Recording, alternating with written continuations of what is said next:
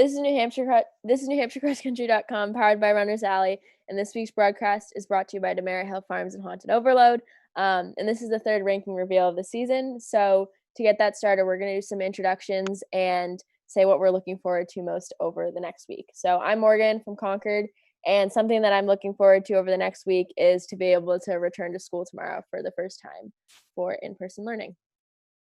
I'm Wyndon Valancourt. I'm a senior at Messinic. I'm most excited to receive my SAT scores. I'm I'm a Addison. Go, Addison. I'm Addison Cox. I'm a senior at Co-Brown, and I'm most looking forward to racing somewhere other than my home course this weekend at Freestyle Farm. I'm Luke Kasich, also a senior from Co-Brown. I'm looking forward to being able to race at Sanborn next week. I hear it's a flat course, even though it's 3 miles. It'll be cool to have a fast time on a fast course other than Co-Brown or Demerit Hill Farm. I'm Rohan Rai. I'm a senior at Wyndham. I'm definitely looking forward to racing the Londonderry boys this weekend. It's definitely going to be a good third end between Wyndham and Londonderry. So with that being said, we can start the rankings. Addison, do you want to take it off? Yep. So coming in ranked 10th, we have the Hanover girls. So they've split it with Keene. They've raced Keene and Kearsarge this season, and just recently they lost to Keene, but only by a few points. And Keene's actually ranked 5th, so it definitely shows potential for them. And they also just recently beat Kearsarge, which is a great D2 matchup. So they're definitely looking strong. So coming in at number 9, we have Hopkinton, and they've been super consistent in their small races. They're led by Kaylee Stockwell and Anna O'Reilly, and they have a really tight top 3 pack. So I think they can definitely have a good performance at D3s. Yep. Number 8, we have Nashua South. They've been pretty consistently at number 8 throughout the season. They've been doing a lot of dual meets with Nashua North. They have a great pack of girls, but right now we haven't seen anything from their typical number 1, who's Callie Coffin. So they can definitely move up if she ends up racing the season. If not, I still think they can move up if their pack just shifts up a little bit. So, yeah. So coming in at 7, we have BG, and they had their first real meet at Mine Falls the other day. And they have a really great pack led by Mary Kate Finn, and their pack had a 90-second pack time. So I think they could definitely have a strong performance at States. Okay. Rohan, how much water do you need to drink, man? What the heck? That was a lot of water, Rohan. Okay. Coming in at number 6, we have the Pinkerton girls. They've been looking really good this season. They have a great group of freshmen. Sadly, their season has just recently been canceled, but hopefully we're thinking that maybe they could come back in time for States, but we'll see. Hopefully they can. And then coming in at 5, we have Keene. They also look super strong. They have their top 3 ran great the other day, and so if they can close the gap between their 3 and 5, then I think they could be a good contender at States as well and throughout the rest of the season. Number 4, we have Souhegan. They've been sitting at 4 the whole season as well. We're racing them this weekend, so that'll be a really good D2 matchup, I think. They have a really great front runner, Chloe Trudell, so that'll be a great race. And then they also have a great pack of girls right behind her. So it'll be a really good matchup to see who can win, and then obviously that'll adjust they could change the rankings a little bit. We'll see. Coming in at 3, we have Exeter. And they haven't raced a ton this season, but they did just race Oyster River, and they beat Oyster River, and they also had a pack time of 90 seconds. So they definitely have a lot of potential. Coming in at number 2, we have Concord. We just raced them this afternoon, and we also raced them a couple other times this season. We've seen a lot of Concord, which has been great. They have a really strong group of girls led by Catherine Kennedy and Sophie Hopkins. They looked really good today, as they have every other day this season. So they're definitely looking good. And then coming in at number 1, we have Co-Brown. As Addison said, we've raced them a lot, and we raced Co-Brown last Saturday, and they beat Concord, led by Addison, and she ran a really fast time. And so I think they're definitely a super strong team, and their pack is great. And yeah, they have a race against Sauhegan this weekend, so that'll be definitely exciting to see how that goes. So now moving on to sleeper teams. My sleeper team that I would do would be Hanover. I know they're in the rankings, but they lost to Keene the other day, but by only about 7 points, and they have a strong front runner. So I think they definitely will be moving up on the rankings as we see them competing more and stuff like that. So that would be my sleeper team. I obviously agree with Morgan about Hanover. The fact that they're competing with the number 5 team definitely shows that they can move up. But I also wanted to say the Dover girls have been looking pretty good in some of the results that I've seen. So definitely keep an eye out for them.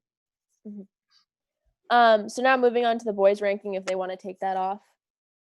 All right, so 10th place goes to Messinic.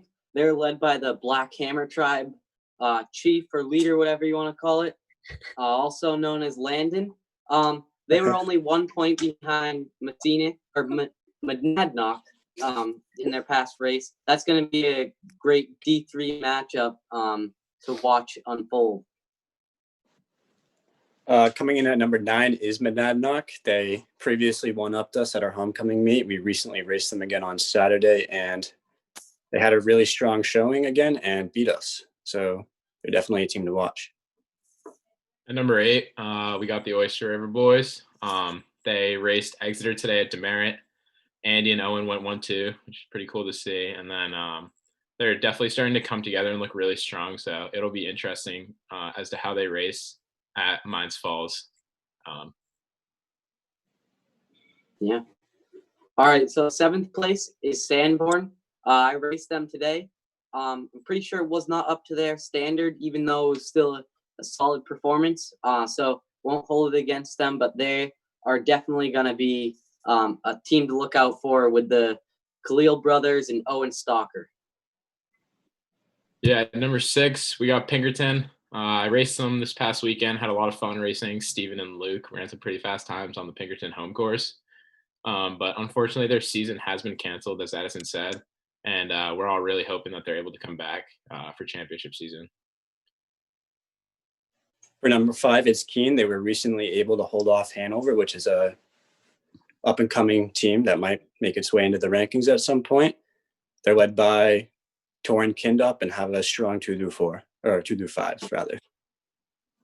All right, number 4 is Wyndham. They're led by Rohan. He's looking to throw down some fast times this weekend, along with his teammates like Trey Gonzalez.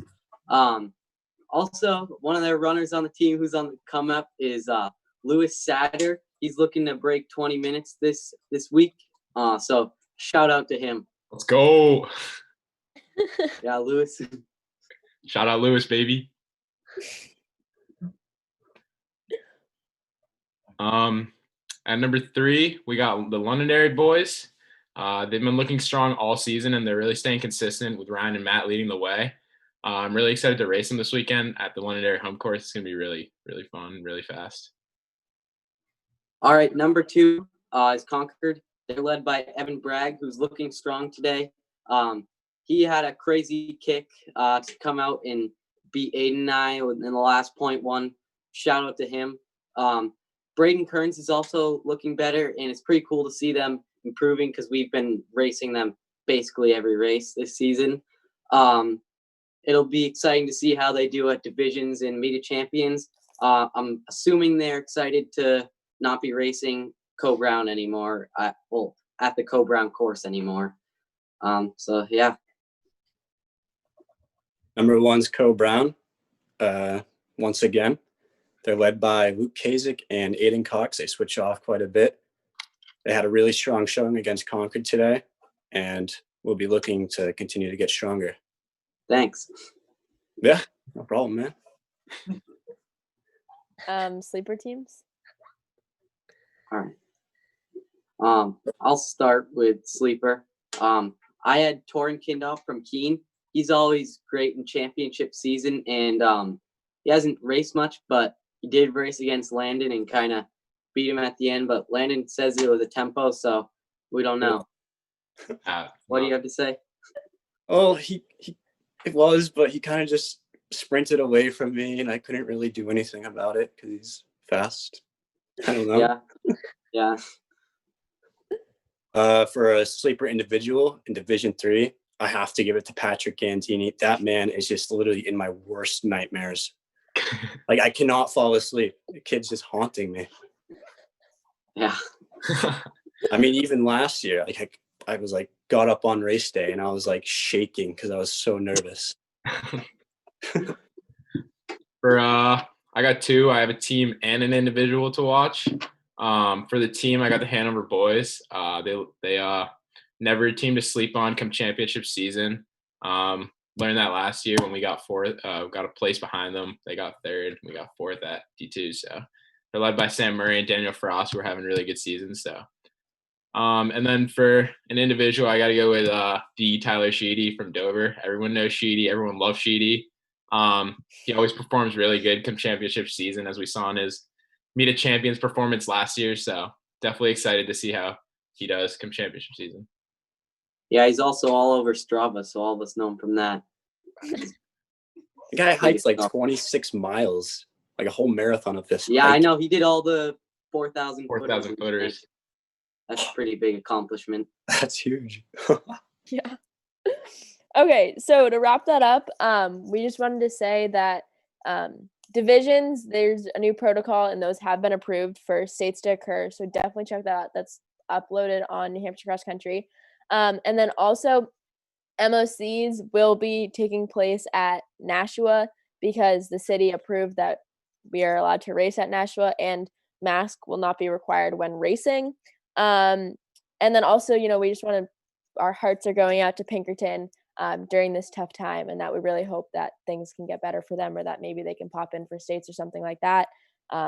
Just make sure you're still being safe and being really careful with COVID because this is definitely real.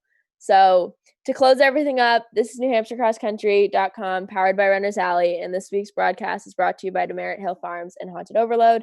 And thank you so much for tuning in. See ya. Peace.